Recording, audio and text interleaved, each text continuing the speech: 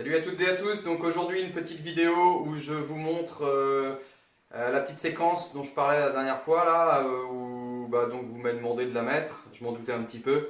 Je fais pas de poisson mais bon je vous montre un petit peu comment j'ai procédé pour faire le nœud style cassant un petit peu pour pêcher la rivière en crue.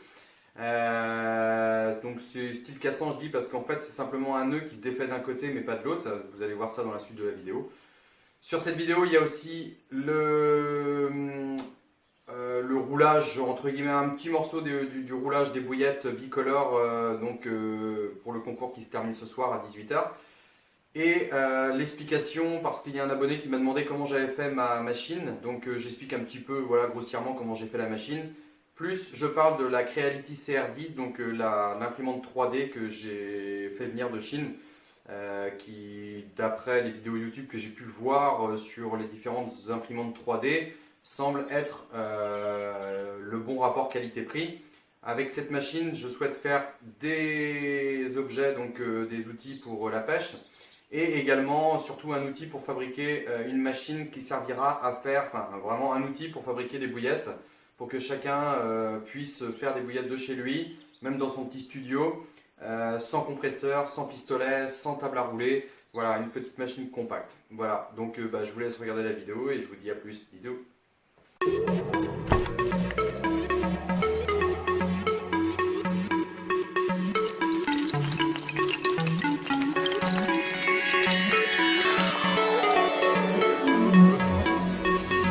On est dimanche matin, les oiseaux chantent. J'ai déposé ma canne en face, là-bas, le long des branches, avec un montage spécifique, enfin une accroche spécifique dans les branches, c'est-à-dire que on fait une boucle comme ça autour d'une branche, ensuite on repasse dans cette boucle le fil qui va vers qui va vers l'èche, en fait, vers le poisson, et on tire sur le corps de ligne qui va vers la canne et ça fait un blocage. Et ce qui fait que quand on tire sur la partie canne par ici, on peut pas décrocher de la branche. Par contre, si on tire du côté du poisson, clac, ça se défait et donc ça fait grosse touche à revenir.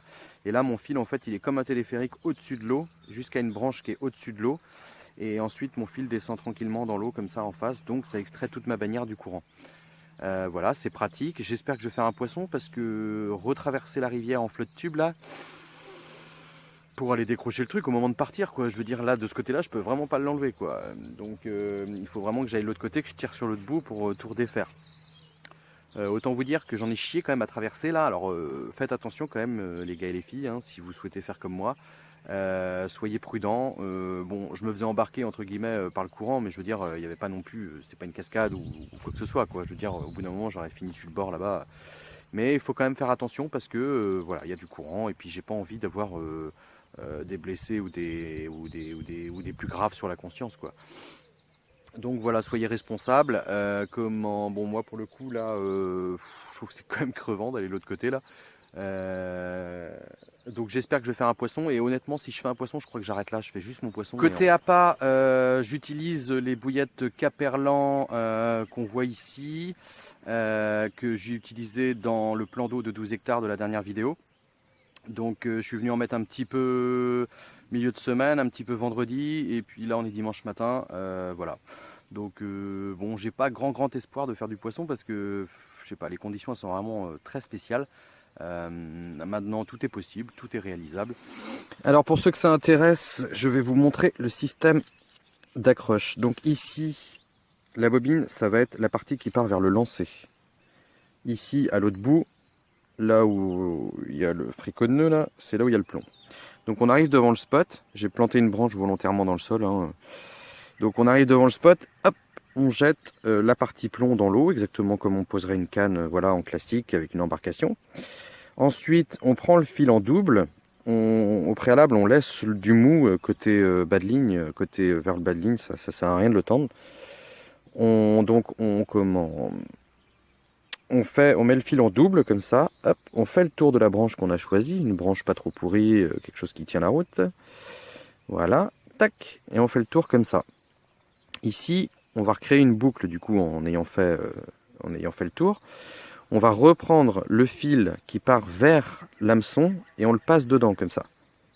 Et ensuite on tire sur l'autre partie qui va vers le lancer. Tac, voilà. Donc ici, on a bloqué en fait, si j'essaie de tirer dessus, en fait, je ne peux pas réussir à défaire de ce côté-là. Par contre, sans aucun effort ici de ce côté-là, quand le poisson va être piqué, il va partir. Hop, on voit la boucle qui diminue, qui diminue, qui diminue, qui diminue, et tac, voilà, ça se défait. Magnifique. Donc après, si vous voulez éviter d'abîmer, ça abîme pas vraiment le corps de ligne, mais ça pourrait, il suffit que ça chauffe un petit peu, vous avez le doute, vous n'avez pas envie d'abîmer votre nylon. Vous mettez une tête de ligne en 35-40 centièmes d'une vingtaine de mètres, et comme ça vous faites ce nœud là sur la tête de ligne. Et quand vous avez fini votre pêche, si c'est vraiment trop abîmé, bah vous coupez puis vous remettez autre chose. Vous prenez du nylon pas cher, quoi. Voilà. Bon bah voilà, cette pêche se termine, pas de poisson, il est 11 h, j'aurais pu rester encore une demi-heure, trois quarts d'heure de plus. Bon, je suis pas hyper motivé, j'ai un petit peu froid, donc je vais remballer et puis on verra ça pour une prochaine fois. Bon, je suis en cours de roulage des bouillettes qui vont être à gagner, une partie pour moi bien sûr et 1 kilo que je vais faire gagner, donc j'ai fait de la bicolore. De la bicolore avec donc les farines qui sont là. J'ai pas pris l'arôme mainline parce que le Scopex m'a fait peur, donc le mainline je m'en méfie. Le mainline Scopex m'a fait peur parce qu'il perd vite énormément son goût. Nutrabets, j'en avais déjà pris il y a très longtemps. Je peux même vous montrer. Voilà, Nutrabets, il est vieux celui-là. Hein. Arôme violette, j'avais Ratafia aussi. Et c'est assez puissant comme arôme. Donc j'ai mis celui-ci, Strawberry Nutrabets, donc fraise quoi.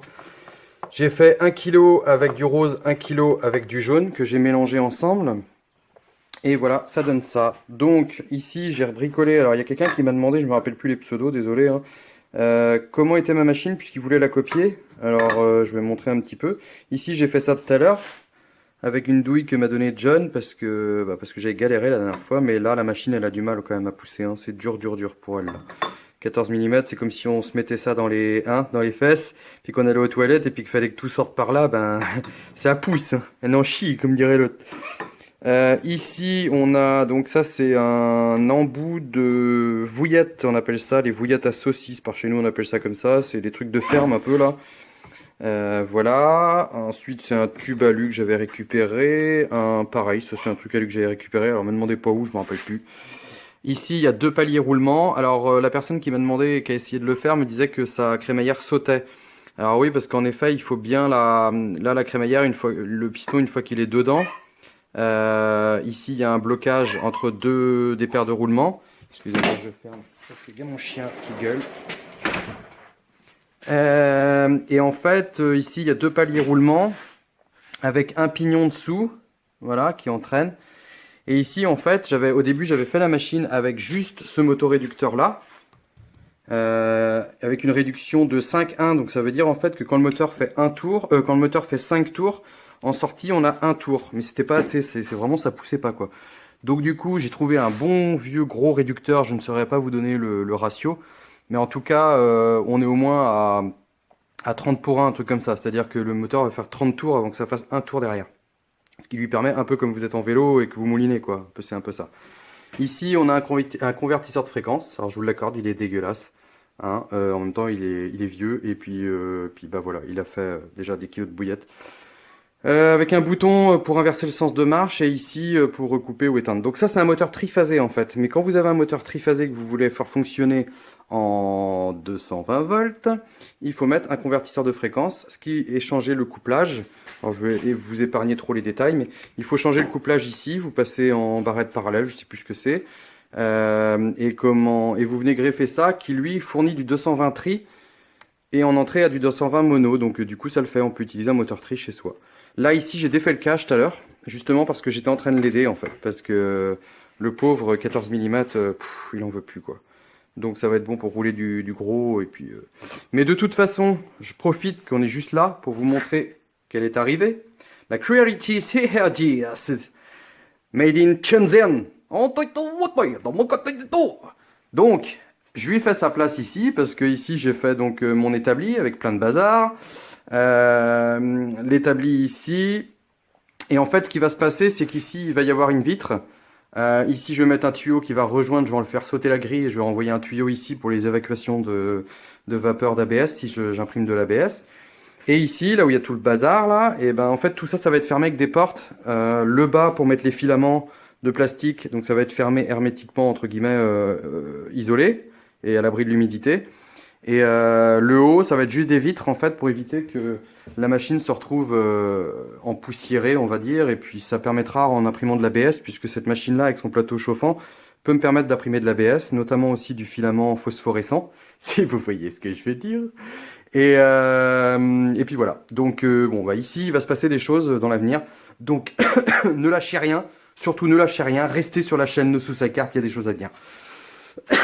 Pardon. Bon, pour la machine, je sais pas, voilà, celui qui veut la copier, bah, je sais plus c'est qui là. Il peut la copier s'il veut. Là, il y a un capteur, en fait, c'est pour lui dire qu'il est arrivé par là. Et ici, il y a un capteur pour lui dire qu'il est arrivé dans l'autre sens. Voilà, voilà. Donc, bah, je vais me mettre à rouler ça. J'en ai là, j'en ai dessous là. Et puis, bah, go quoi. Allez, bisous.